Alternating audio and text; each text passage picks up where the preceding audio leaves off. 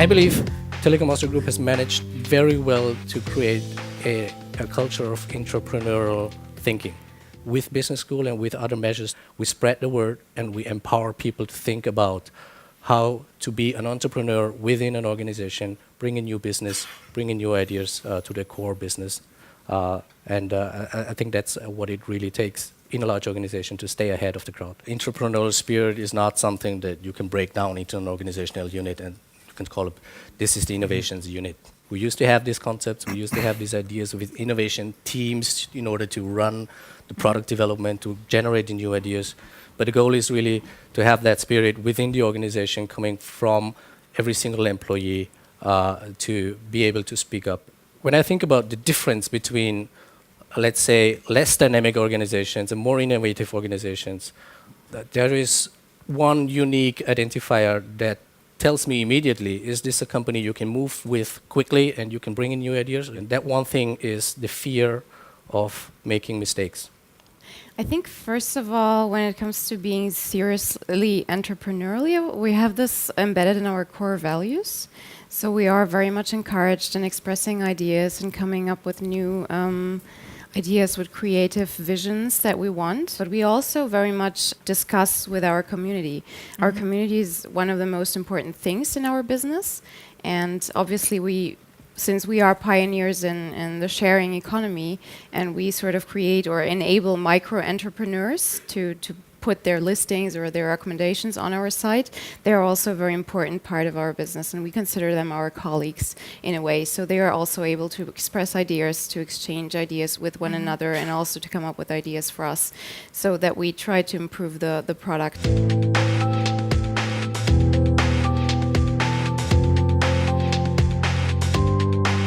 Working in a garage is symbolic of several things. It's symbolic of a lack of rules. It's symbolic of a lack of procedures that would hold you down. But just because you're a big company doesn't mean that you can't symbolically create garages within your company. I see also many corporates already switching into that direction, that you create a inspiring innovation environment. And what we see, like the co-working spaces or like working from home, the flexibility that you have will have a major impact on the workplace of the future, where we will see a tremendous change, or where we saw it is the media industry, telecommunication. There's a lot going on. I think two big industries that has not been disrupted yet, but where we will see a lot of changes in the coming years will be education and health. Every industry should be in touch, should work together with startups, should work together with these individuals who have the power to disrupt the industry.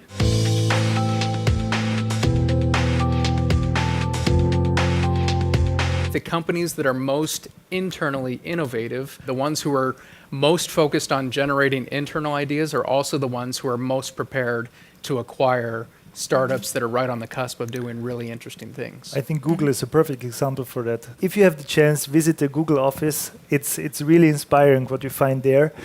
But they also find a great way, a great connection to the startup world. They created their own accelerator program. They have Google for Entrepreneurs. They are supporting a lot of startups. And I think they're really one of the companies that are really still living this startup culture, this entrepreneurial spirit culture. There's a lot to learn from these companies. Unfortunately, we are not in a position to spend lots of money on acquisitions, to spend $3 billion on a 50-people company that has 50,000 euros in revenues. The way in the middle is, on the one hand, to really nurture and build your own team, enable it, empower it to be innovative, and on the other hand, to be close to adjacent industries, to be close to startup ecosystems, to learn from them, to exchange with them. And what we do over here in Telekom Austria Group is we work very closely with the startup scene. We work with pioneers. We have a competition in Austria to select the most innovative startups with the best ideas, and we sort of provide them with an ecosystem. We provide them with office space, we provide them with management support. They get the telecommunications, IT infrastructure and everything in place. We are about to create a whole campus for such kind of companies that can work very closely with our people and spread the ideas and infect the Telekom Austria Group team with ideas from outside. When you ask a creative person how they did it, they might feel guilty because they didn't actually do anything. They just saw something. And the reality is, very little of what we do in life is biological. Almost everything is learned behavior through one way or another. And so that gives me great hope that we can learn to be creative. Now, some people might be genetically predisposed to it in some ways. But the reality is, I think it's far more likely that you become more creative when you place yourself in situations where you consciously try to test yourself, where you're putting yourself in these environments. I mean, you referenced before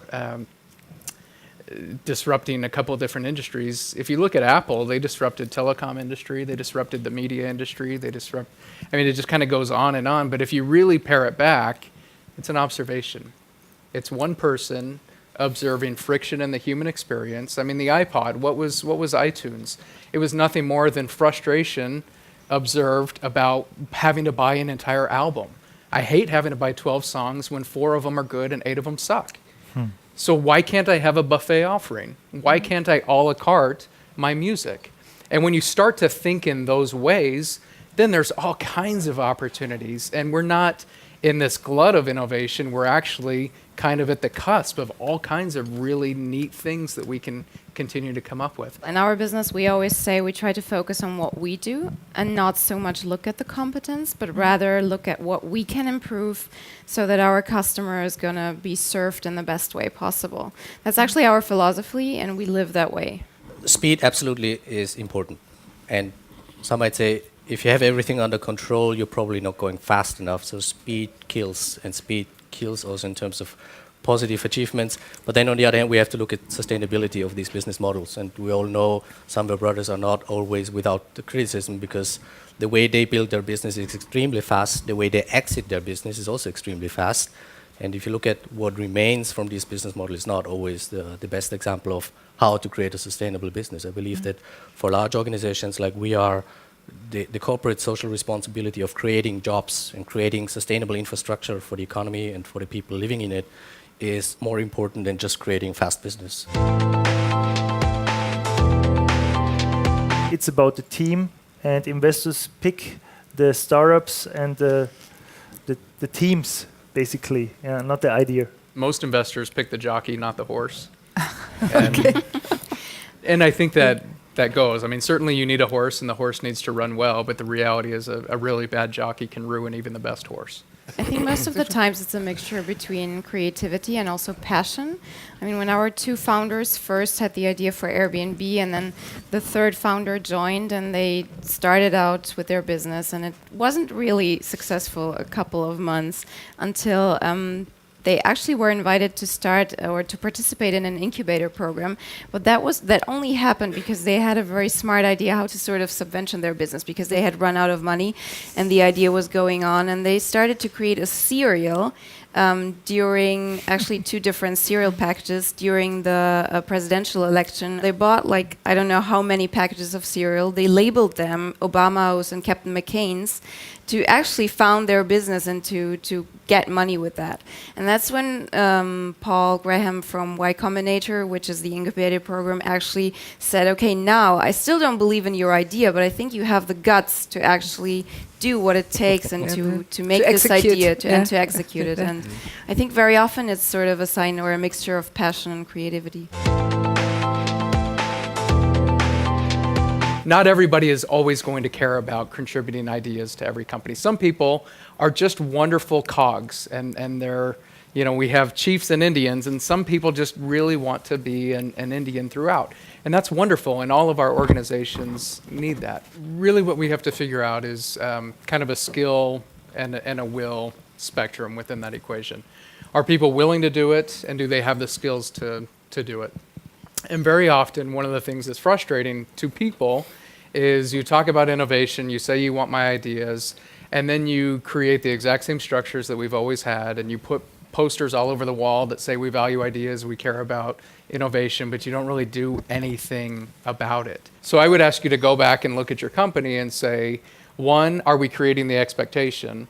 Two, are we sufficiently training people to excel within that expectation? And do we have structures that allow them to operate that way? And if the answer to that is no, then you're likely to get a lot of disengagement. You're likely to get a lot of people who are fairly frustrated with the process. So they'll do their jobs because they fear losing their job, but they're not going to give any more than what is anticipated to receive that paycheck. So I don't think the desire is lacking with anybody in the room. I think it's the courage to do something about it. I think it's also very important that it's driven by the head of the company, that it's driven by the CEO, that it's lived by the CEO. We have now an example in Germany, and they are in a huge transition phase at the moment. But like the CEO of Axel Springer, Matthias Döpfner, he said, we have to think as a startup again. And he is now executing this through all divisions, and I think he's doing a pretty good job. And as we know, the whole media industry is in a huge transition at the moment, and I think they are taking the right step here. You often have to take tough decisions. You have to take a lot of risk. It's the guy at the top of the company who often has, or most of the times has to take these tough decisions. Google hit the trifecta of launching a new company. You're trying to grow value, you're trying to decrease input costs to consumers, and you're trying to make it as scalable as possible. Exobionics. It's a company that helps people who are sitting in a wheelchair to walk again. It's about changing the world. I would probably invest into the sharing economy companies, obviously, because I work in one. It's sort of a movement rather than just an agglomeration of companies. Every trading platform that matches supply and demand based on information that we have these days. This could be Airbnb, this could be Uber, the transportation service. We're starting to see transparency between demand and supply, and every platform that is in between to match this, that will be my tip to invest in.